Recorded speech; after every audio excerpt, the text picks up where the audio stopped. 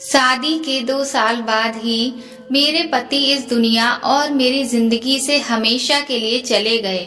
मेरी सास ने मेरी शादी अपने छोटे बेटे से करवा दी, जो अभी सिर्फ 14 साल का था। मैंने सोचा कि मेरी शादी तो एक बच्चे से हुई है, लेकिन जब मैं शादी की पहली रात कमरे में गई तो उस बच्चे ने तो वो किया जो कोई बड़ा भी ना कर पाए। उस बच्चे ने मेरी तो हालत ही खराब कर दी थी। मेरा नाम शिखा है। मैं बहुत ज्यादा खूबसूरत थी। मेरी जिंदगी में सब कुछ ठीक था। मुझे ऐसा लगता था जिंदगी में कभी कुछ बुरा नहीं होगा, क्योंकि मैंने कभी किसी का कुछ बुरा नहीं किया था। लेकिन वही होता है जो किस्मत में लिखा होता है। जब मैं छोटी थी तभी मेरी माँ का देहांत हो गया।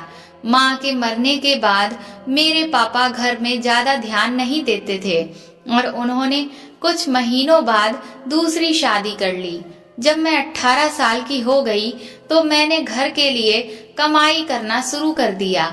मैं ट्यूशन पढ़ाने लगी और घर का भी सारा काम मैं ही करती थी। तो मुझे यह लगता था कि घर की कमाई करने वाली सिर्फ मैं ही हूँ, तो शायद मेरे घर वाले मेरी शादी नहीं करेंगे, क्योंकि एक तो उनको नौकरानी मिली हुई थी, ऊपर से मैं महीने का 15,000 भी बना लेती थी, जो कि सौतेली माँ मुझसे ले लिया करती थी। लेकिन फिर भी एक दिन मुझे मेरी सौतेली माँ ने बताया कि तुम्हारे लिए रिश्ता देख लिया है।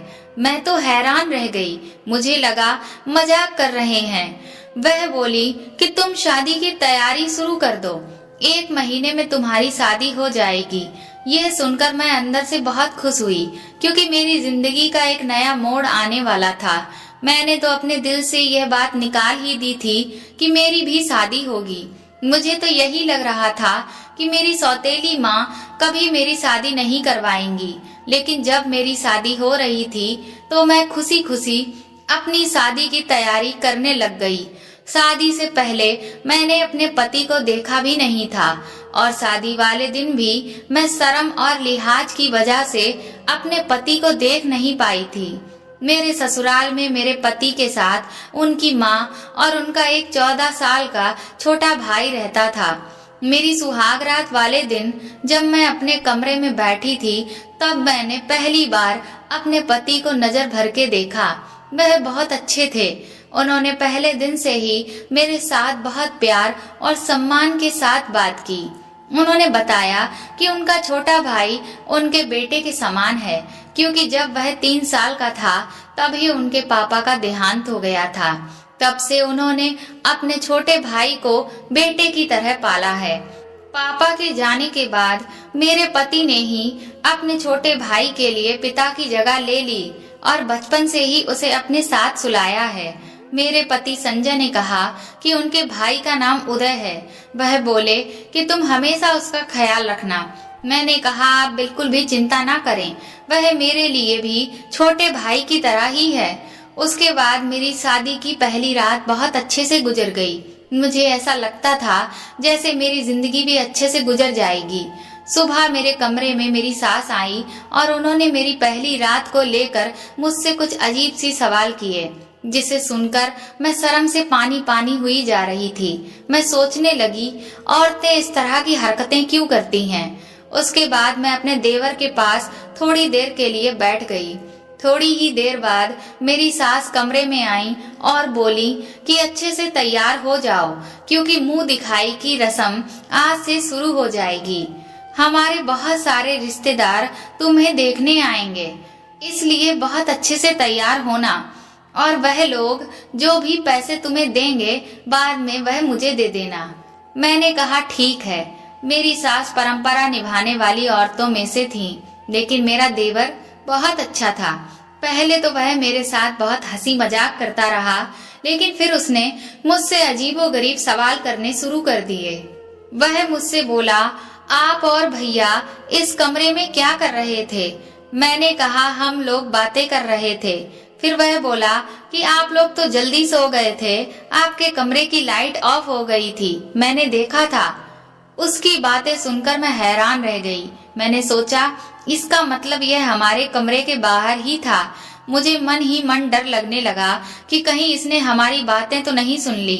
उसकी बात सुनकर मुझे बहुत शर्मिंदगी हो रही थी, लेकिन वह बहुत आराम से मुझसे बातें कर रहा था, जैसे उसे कोई फर्क ही नहीं पड़ता। मैंने सोचा कि मैं इससे कम ही बात करूं, लेकिन फिर वह कहने लगा, आप कहाँ सोती हैं और भैया कहाँ सोते हैं। उसकी बात सुनकर मुझे समझ ही नहीं आ रहा था कि मैं क्या जवाब दूं। फिर वह पूछने लगा, क्या आप दोनों एक साथ सोते हैं। यह सुनकर तो मुझे बहुत शर्म आने लगी। जैसे तैसे मैंने उसकी बातों को टाला। शाम को मैंने यह सारी बातें अपने पति को बताई कि मेरा देवर मुझसे कैसे सवाल पूछ रहा था। मैंने कहा, बहुत अजीब बात है, इतने छोटे बच्चे के दिमाग में इतने सारे सवाल, वह भी इस तरह के, आखिर कैसे आए। मेरे पति बोले, मैंने तुम्हें उसका ख्याल रखने के लिए कहा था, लेकिन तुम तो पहले दिन से ही उसकी मुझसे शिकायतें करने लगी।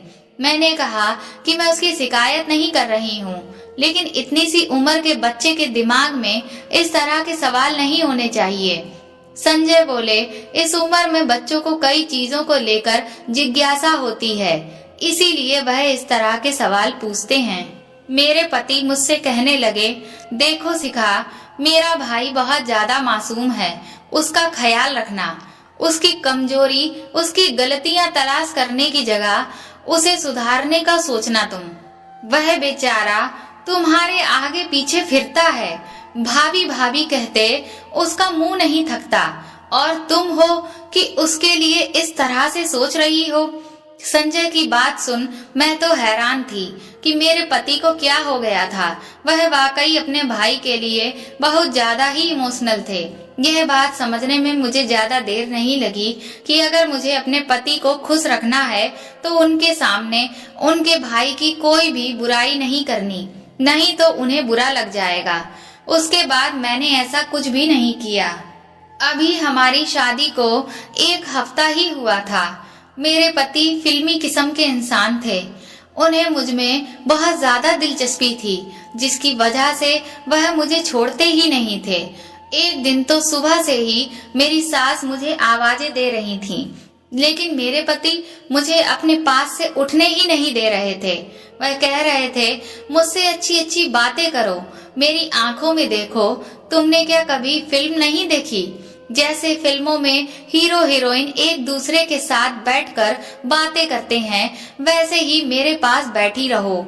मैंने कहा, आपकी माँ मुझे बुला रही हैं, कोई काम होगा, क्योंकि सुबह हुए बहुत वक्त हो चुका था। लेकिन मेरे पति मुझे छोड़ ही नहीं रहे थे, और फिर वही हुआ जिसका डर था। मुझे मेरी सास से डांट पड़ी। मेरी सास मुझसे कहने लगी कि तुमने तो आते ही मेरे बेटे को अपनी उंगलियों पर नचाना शुरू कर दिया है, तुम्हारे अलावा उसे अब कोई दिखाई नहीं देता। मैंने कहा, ऐसा कुछ भी नहीं है, अब वह खुद ही मेरे दीवाने हैं, तो मैं क्या कर सकती हूँ। मेरे पति ने मुझसे कहा था कि मेरी माँ का हमेशा ख्याल रखना, उनको खुश रखना, इसलिए मैं घर के सारे काम अच्छी तरह से करती थी, कभी कुछ भी नहीं बोलती थी, अपनी सास को कोई जवाब भी नहीं देती थी। अगर जवाब देती तो बहुत तरीके से, जिस पर वह गुस्सा नहीं होती। सब कुछ सही चल रहा था। अभी मेरी शादी को 1 साल भी पूरा नहीं हुआ था जब मुझे एक बुरी खबर मिली कि मेरे पति इस दुनिया से चले गए। हम लोग बहुत ज्यादा परेशान हो गए और सोचने लगे कि काश यह खबर झूठी हो। लेकिन जब लाश को घर लाया गया तो हमारे होश ही उड़ गए, और मेरी सास और देवर हम सब बुरी तरह से रो रहे थे। मेरा पति दुनिया से जा चुका था। यह दुख मेरे लिए बहुत बड़ा था। मेरी हालत रो रो कर बहुत खराब थी। मेरी सास मुझसे कहने लगी कि तूने मेरे बेटे को खा लिया, तेरे कदम ही मनूस हैं, तेरी वजह से इस घर का वारिस चला गया, मेरा बेटा चला गया, सब कुछ बर्बाद हो गया, सब कुछ खत्म हो गया, तूने किया है ये सब। 2 महीने मैंने ताने सुनकर ही गुजारे थे, लेकिन उसके बाद यह वक्त भी खत्म हो गया। तो मैंने सोचा मेरे लिए अब यहाँ रखा क्या है, तो मैं अपनों के पास चली जाऊंगी। वैसे भी अब मेरी जिंदगी में खुश रहने के लिए रह ही क्या गया था। मेरे अपनों में सिर्फ पापा ही थे, बाकी तो मेरी माँ भी सौतेली ही थी। जब मेरी सौतेली माँ और मेरे पापा मुझे वापस लेने के लिए आए तो मेरी सास ने एक ऐसी बात की जिससे सब हैरान रह गए। मेरी सास का कहना था कि मैं इसे वापस नहीं भेज सकती, यह मेरे बेटे की विधवा है। मेरे पापा ने कहा, आपका बेटा तो अब इस दुनिया में नहीं रहा, तो इसका यहाँ पर क्या काम। लेकिन मेरी सास का कहना था, इसकी वजह से तो मेरा बेटा गया है और मेरे घर में अब कोई कमाने वाला भी नहीं है। मेरा अब एक ही बेटा बचा है जो अभी स्कूल में पढ़ता है, तो फिर क्या हम भूखे मरेंगे। ये मेरे बेटे की जगह कमाई करेगी और हमारा घर का खर्च चलाएगी। मेरे पापा और मम्मी ने कहा, ये आप बहुत गलत कर रही हैं मेरी बेटी के साथ, ऐसा मत करिए। लेकिन मेरी सास ने ठान लिया था। फिर मेरे पापा और सास के बीच काफी बहस हुई, कभी बात इस तरफ जाती तो कभी उस तरफ। फिर जब मुझसे पूछा गया तो जाहिर सी बात है मैं अपने घर वापस जाना चाहती थी। मेरा भी इस घर में दम घुटता था, पर मेरी सास ने कहा यह यहाँ से नहीं जाएगी। मेरी सास ने अपने कुछ रिश्तेदारों को भी बुला लिया जो बुरी तरह से लड़ाई करने के लिए तैयार बैठे थे। फिर नतीजा यह निकला कि मेरी शादी दोबारा कर दी जाए तो फिर मैं इस घर में रह सकती हूँ। लेकिन इस घर में एक ही मर्द था और वह मेरा 14 साल का देवर था। उसके साथ मेरी शादी करने की बातें होने लगी। सबने कहा, छोटा है तो क्या हुआ, यह लड़की कौन सी बहुत बड़ी है, इस तरह यह इस घर में रह जाएगी, इसी घर में फिर से बहू बन जाएगी। मैं यह सब कुछ नहीं चाहती थी, लेकिन मेरी सास ने मेरे पापा को इस शादी के लिए तैयार कर लिया। मेरी सौतेली माँ ने भी कहा, अच्छी बात है, अगर हम इसको अपने घर ले जाएंगे तो उससे हमारा क्या फायदा है, क्योंकि दोबारा इसकी शादी करने के लिए कौन रिश्ते की तलाश करेगा। एक विधवा के लिए रिश्ता कैसे मिलेगा।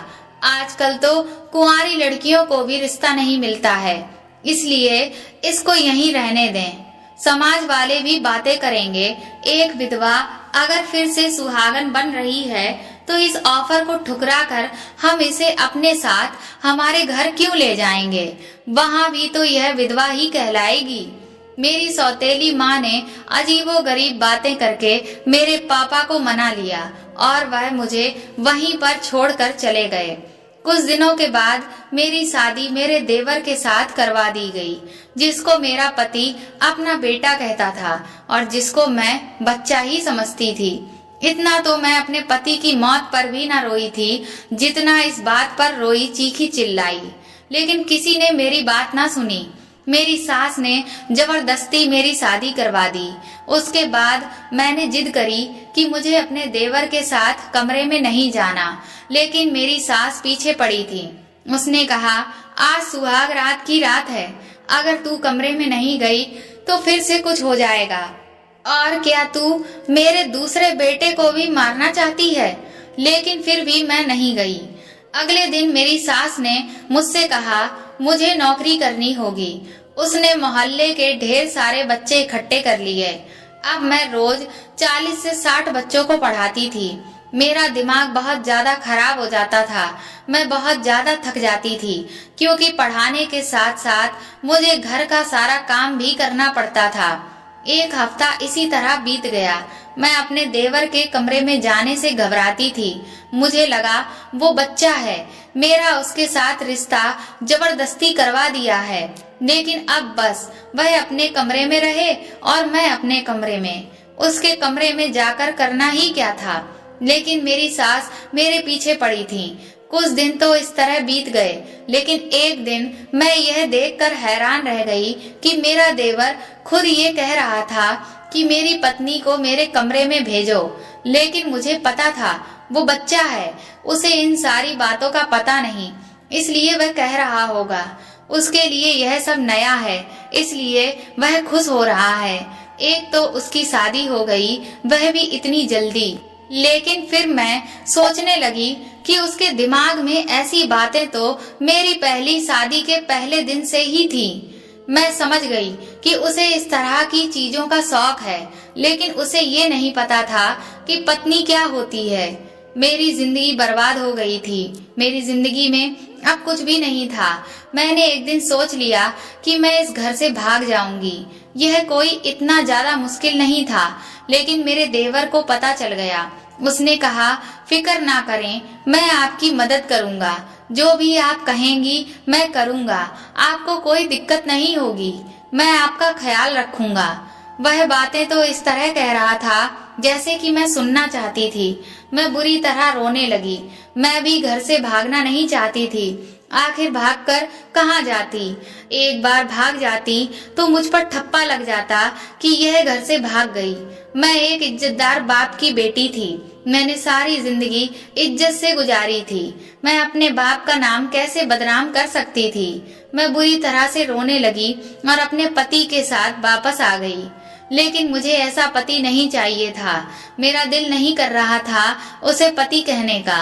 सुबह इस बात की खबर मेरी सास को भी हो गई, लेकिन मेरे देवर ने सब कुछ संभाल लिया, वरना मुझे बहुत डांट पड़ती और मैं ऐसा नहीं चाहती थी। उसके बाद मेरी सास ने शोर करना शुरू कर दिया। उसने कहा, आज तो तुम मेरे बेटे के कमरे में जाओगी। तुमने तमाशा बना रखा है। तुम इसकी पत्नी हो। पति पत्नी एक साथ नहीं रहेंगे तो क्या अलग अलग रहेंगे? यह बात बिल्कुल भी अच्छी नहीं है। उसी शाम मेरी सास ने मुझे जबरदस्ती फिर से दुल्हन बनाकर कमरे में भेज दिया। एक पल को मैंने सोचा कि मैं अंदर से कमरे को ताला लगा लूं, लेकिन मैं ऐसा नहीं कर पाई क्योंकि मेरी सास ने पहले ही दरवाजा खोल दिया था। थोड़ी देर बाद मेरा देवर कमरे में आ गया। मैंने सोचा ये तो बच्चा है, इसे डरा धमका कर सुला दूंगी। मैं बेकार ही परेशान हो रही हूँ। ऐसे मेरी सास भी खुश और मैं भी खुश। किसी को क्या पता चलेगा कि कमरे के अंदर क्या हो रहा है। मैं हैरान होने लगी कि यह ख्याल मुझे पहले क्यों नहीं आया। मेरा देवर जब कमरे में आया तो मुझसे बोला, तुम बहुत प्यारी लग रही हो। मैंने कहा, ठीक है, अब तुम सो जाओ। मैं मेकअप और ज्वेलरी उतारने लगी। उसने कहा, तुम बहुत अच्छी लग रही हो। मैंने कहा, मैं अच्छी हूँ या बुरी, इससे तुम्हें कोई मतलब नहीं। मैंने उसे डांटते हुए कहा, चुप करके सो जाओ। लेकिन मेरा देवर मुझे ऐसी नजरों से देख रहा था जैसे किसी ने भी आज तक मुझे नहीं देखा था। मैंने कहा, मेरी शक्ल क्यों देख रहे हो? चुपचाप सो जाओ। मैं अभी भी उस पर रौब जमाने की कोशिश कर रही थी, जबकि अंदर से मुझे बहुत डर लग रहा था। थोड़ी देर के बाद उसने मेरा हाथ पकड़ा और मेरे मुंह पर थप्पड़ दे मारा। मैं हैरान रह गई। उसने कहा, तुम्हें तमीज नहीं है कि अपने पति से किस तरह बात करते हैं? तुम मुझ पर चिल्ला रही हो, बेवकूफ औरत। मैंने कहा, तुम अभी जमीन से निकले नहीं हो और पति बनने के लिए रो रहे हो। तुम मेरे पति नहीं हो। तुम्हारी उम्र ही क्या है? उसने कहा कि तुम मुझे पहले दिन ही पसंद आ गई थी। तुम्हें पता है, तुम्हें पाने के लिए मैंने क्या कुछ नहीं किया। अपने बाप जैसे भाई को मारना पड़ा क्योंकि मैं तुम्हें पाना चाहता था। यह सुनकर मेरी रूह कांप गई। इसका मतलब मेरे पति को मारा गया था। उसने कहा, मैंने भाई की गाड़ी के ब्रेक फेल कर दिए थे, जिसकी वजह से उनका एक्सीडेंट हो गया और सबने यही समझा कि उनके साथ हादसा हुआ है। मेरे पैरों तले जमीन खिसक गई। जिसे मैं बच्चा समझ रही थी, उसने सोच समझकर प्लानिंग करके मेरे पति को मार डाला था और अब खुद मेरा पति बना खड़ा था। यह कोई मासूम बच्चा नहीं था, यह शैतान था जिसने अपने भाई को मार डाला, जो इसे बहुत ज्यादा प्यार करता था। मुझे कुछ समझ नहीं आ रहा था। मैं वहां से भाग जाना चाहती थी, चीखना चिल्लाना चाहती थी, लेकिन इससे पहले कि मैं कुछ और करती, उसने मेरा हाथ पकड़कर मुझे अपनी तरफ खींच लिया और मेरे साथ अपनी इच्छा पूरी करने की कोशिश करने लगा। लेकिन अब तो मुझे उसकी शक्ल से भी नफरत हो गई थी। मैंने उसे जोरदार धक्का दिया और कमरे से बाहर निकल आई और चीखने चिल्लाने लगी।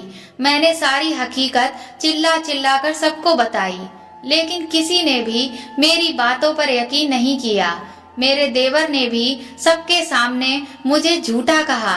वह कहने लगा कि मैं उसे अपना पति नहीं मानती हूँ, इसीलिए मैं उस पर ऐसा इल्जाम लगा रही हूँ।